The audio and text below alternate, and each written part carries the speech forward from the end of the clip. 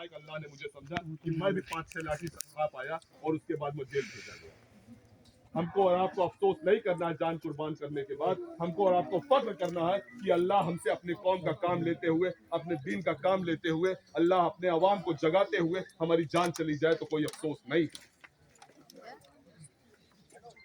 यही police line की मस्जिद थी। पुलिस लाइन की मस्जिद में हम नमाज पढ़ने जाते, बचपन से हम लोग नमाज पढ़ने, आप सब भी जानते होंगे कि मस्जिद में नमाज पढ़ने जाया जाता था। कचहरी के वकील एक दिन नमाज पढ़ने जाने लगे, एक सरफिरा कप्तान आया था जिसने कहा नहीं, बाहर के लोगों को नमाज नहीं पढ़ने दिया जाएगा। हमने कहा जन्माष्टमी, यहाँ पर मंदिर भी मौजूद है, इसी परिसर में मस्जिद भी है, जन्माष्टमी में लोग जा सकते हैं अंदर, पूरा जिला जाता है, कोई रोक टोक नहीं होती, तो आखिर जुमे के दिन वकीलों को क्यों रोका जा रहा है?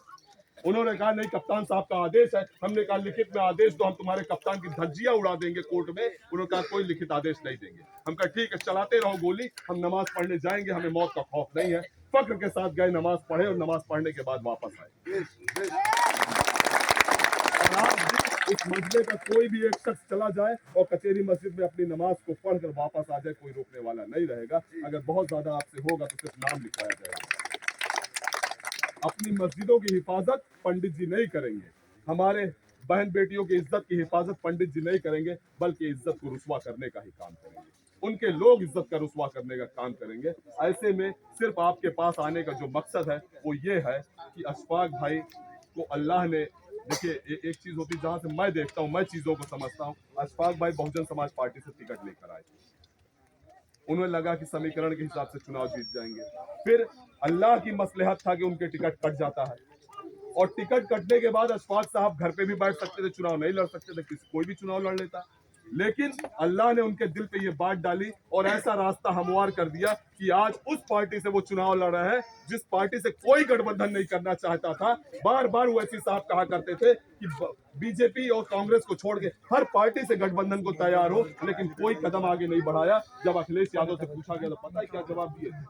क्या ये तो सांप्रदायिक व्यक्ति, क्योंकि हमारे आपकी बात उठाते हैं इसलिए वो सांप्रदायिक हो गए। गुप्ता जी मारे जाएं और 1 करोड़ की मदद तुम पहुंचा दो, तुम सांप्रदायिक नहीं हो। यहीं पर यादव जी यही राजा भैया से पंगा ले रहे हैं ना, उनके लिए आवाज उठा रहे हैं ना। वो इनका जिला अध्यक्ष गया था जेल ना, अखिलेश यादव आए, कहे कौन राजा, नहीं पहचाना। राजा के लिए वो ये बोल देंगे क्योंकि वो यादव था, उनका था। लेकिन अगर शुजातुल्लाह जेल चले जाएंगे, फखरे आलम जेल चले जाएंगे, बब्बे भाई जेल चले जाएंगे, तो सिर्फ और सिर्फ आप ही लोगों को फिक्र होगी, बाकी किसी पंडित जी यादव जी को नहीं होगी। पहचानिए अपने लोगों को। और ऐसे में इसलिए अल्लाह ने एक रास्ता हमवार कर दिया और बाबू सिंह कुशवाहा साहब ने कहा कि नहीं, मैं गठबंधन करूंगा। वो बिहार में भी हमारे साथ गठबंधन में थे, आज उत्तर प्रदेश में भी हमारे साथ गठबंधन में है। उसके बाद फिर और भी लोग आए। अब पीस पार्टी के अध्यक्ष डॉक्टर अय्यूब साहब भी हमारे साथ गठबंधन में है। ये सीट गठबंधन में चली गई थी, विश्वनाथगंज सीट। हम लोगों ने फखरे आलम भाई और हम लोगों ने इनसे कहा, क्या नाम है, अशफाक भाई से कहा कि अशफाक भाई आप गठबंधन से ही चुनाव लड़िए, हम लोग पूरी मेहनत करेंगे। एमआईएम का अगर कोई साथ दिया है तो बाबू सिंह कुशवाहा साथ दिए हैं, और हम उनका कर्ज नहीं रखेंगे। हम इंशाअल्लाह आने वाले 10 तारीख को उनका कर्ज अशफाक भाई के शक्ल में उतार करेंगे। जिम्मेदारी हमारे और आपकी है कि बाबू सिंह कुशवाहा साहब को भी हम उनका कर्ज भी उतारें और अपनी पार्टी की क़यादत को भी मजबूत करें। आप सबसे इस इल्तिजा के साथ अपनी बात खत्म करूंगा कि देखिए, जो तमाम मजमा है, इतने लोग कम नहीं होते। एक शुजातुल्लाह से कुछ नहीं होगा, एक फखरे आलम भाई या अशफाक भाई से कुछ नहीं होगा। भूल जाइए हम सबको, भूल जाइए हम लोगों को कि हम लोग भी कुछ है। आप सब याद रखिए कि आपका कायद बैरिस्टर सद्दीन ओवैसी, और ओवैसी साहब के लिए आज से, अभी से एक एक गांव जहां तक आप जा सकते हो, पहुंच सकते हो, मोबाइल के जरिए, माइक के जरिए, जैसे वहां तक अपनी आवाज को पहुंचाइए। और गुजारिश करिए लोगों से, ये 27 तारीख जो आ रही है वो हमारे बहन बेटियों की इज्जत की हिफाजत का दिन है। हम अपना वोट देंगे तो अपनी बहन बेटियों को जो रुस्वा हुए हैं उनको चेहरे को देखते हुए वोट देंगे। हमारे घरों पे पुलिस आती थी, हम तो भागे फिरते थे, हमारे बुजुर्ग कहीं छुपे रहते थे, घर में तो हमारी बहन बेटियां हुआ करती थी ना। मेरे घर पे खुद ऐसा हुआ है। 19 तारीख को चुनाव था, 20 तारीख को पुलिस मेरे यहाँ पहुंच जाती है, न मैं घर पे नहीं था, मेरी माँ थी, मेरी बहन एक थी, एक मेरी बीवी थी, और मेरे 90 साल के बूढ़े दादा थे, 2 छोटे छोटे बच्चे थे। आप लोगों ने मोबाइल पे देखा होगा क्या हाल उन्होंने किया। जब उसी वक्त मैं फोन करता हूं कि कोतवाल साहब मैं आ रहा हूं, अगर गिरफ्तार करना है तो गिरफ्तार कर लेना, लेकिन उनका मकसद गिरफ्तार करना नहीं था शुजातुल्लाह को, और आज तक शुजातुल्लाह को उन्होंने गिरफ्तार नहीं किया। गुंडा एक्ट, गैंगस्टर लगाते रहते हैं लेकिन गिरफ्तारी नहीं करते हैं, क्योंकि उनका मकसद ये होता है कि तुझे तोड़ दूंगा, तुझे इतना दबा दूंगा कि तू खड़ा नहीं हो पाएगा अपने लोगों के लिए। मैंने भी कसम खा लिया है कि तेरी औकात अगर है तो तोड़ के दिखा, जब तक इस शरीर में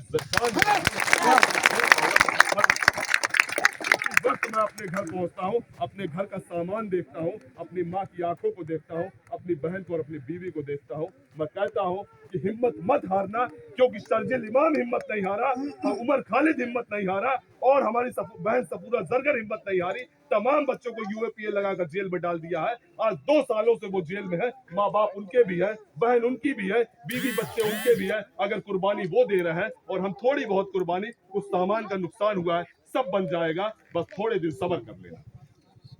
मेरी बहन ने मुझे हिम्मत दी, मेरी माँ ने मुझे हिम्मत दी, मेरी बीवी ने हिम्मत दी, 2 छोटे छोटे बच्चों ने हिम्मत दी। मैं कहा नहीं ठीक है, मैं जा रहा हूँ, कानूनी रूप से अपने आप को मजबूत कर लूंगा तो वापस लौटूंगा। लौट कर आया, किसी की हिम्मत नहीं है गिरफ्तार करने की। अपनी लड़ाई को कानून के सहारे लड़ना सीखिए, अपनी लड़ाई को मजबूती से लड़ना सीखिए, और अपने आप को मजबूत रखिए, बुलंद इरादे के साथ मजबूत रखिए। मैं अपने नौजवान साथियों से कह रहा हूं, अभी मेरा एक भाई था यहाँ पर, वो बीडीसी, ये मेरा भाई है, फोन आने लगे इसके पास, फोन आने लगे। अगर ऐसे लोगों के फोन आने लग रहे हैं और फोन आने के बाद दबाव बनाया जाएगा, तो मैं आपसे कह रहा हूं इस दबाव में हम आने वाले नहीं। हम दबाव में आने वाले लोग नहीं हैं। खलबड़ाहट मच चुकी है, फोन आना शुरू हो गया। अब आप लोगों को और खड़बड़ाहट बचेगी, क्योंकि सत्ता जब किसी से छीनने लगती है ना, जब आपके अंदर इत्तेहाद पैदा होगा ना, तो एक बार वो आपको सोचेंगे इनको डराया जाए, और आप मजबूती से अपने इरादे पर डटे रहना। अपने घर की माँ बहनों से कहना कि नई सिलेंडर पे तुम्हें वोट देना है। अल्लाह से दुआ करना, अरे अल्लाह बहुत जुल्म सह लिया हमने, अब तो अल्लाह आप ही रास्ता देने वाले हो। एक शख्स को भेजे हो, ऐसा लगता है कि वो शख्स फरिश्ता भेजे हो आप हमारे लिए। हम यकीन और एतमाद करके उस शख्स के नाम पर वोट देने जा रहे हैं। अल्लाह हमारे इस पसमानदगी के दिन को आप दूर कर दे। 27 तारीख को इस नियत के साथ, इस दुआ के साथ आप निकलोगे, और उसके यहाँ पर रिप्रेजेंटेटिव बनाए हुए, यानी उसका प्रत्याशी बनाए हुए अशफाक भाई को आप वोट दोगे, तो अशफाक भाई को आप वोट यहाँ देते रहोगे, लेकिन मजबूती वहां असदुद्दीन ओवैसी साहब को मिलती रहेगी।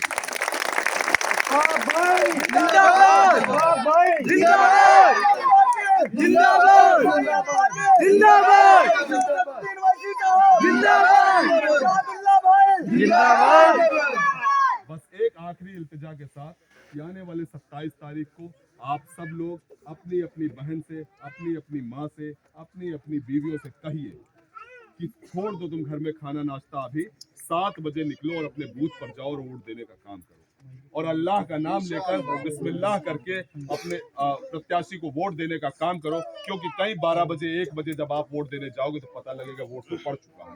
एक एक वोट की कीमत है, ये समझ लीजिए कि आपका एक एक वोट बैरिस्टर असदुद्दीन ओवैसी को मजबूत करने का काम करेगा।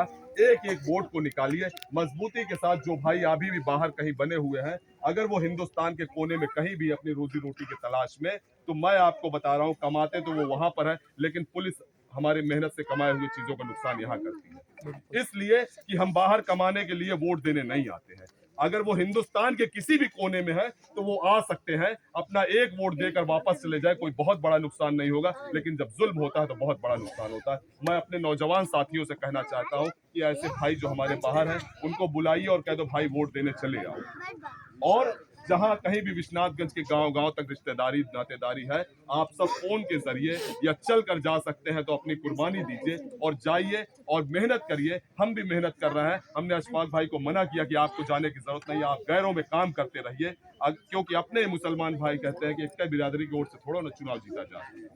अशफाक भाई लगातार मेहनत कर रहे हैं, हमारे दलित भाई, बैकवर्ड भाई भी उनका साथ दे रहे हैं, मजबूती से साथ दे रहे हैं। अब जरूरत यह है कि हम सब इकट्ठे होकर, मुत्तहिद होकर, एक साथ और अल्लाह से दुआ करके निकले और 27 तारीख को अपना वोट देने का काम करेंगे। इंशाअल्लाह आपके वोट से सबसे पहले अगर आपको किसी को खबर ये मिलेगी तो आपको मिलेगी, और उस दिन 10 तारीख को आपका सर फख्र से ऊंचा होगा कि आज हमने अपने वोट से अपने भाई को और अपने नेता को कामयाब किया है।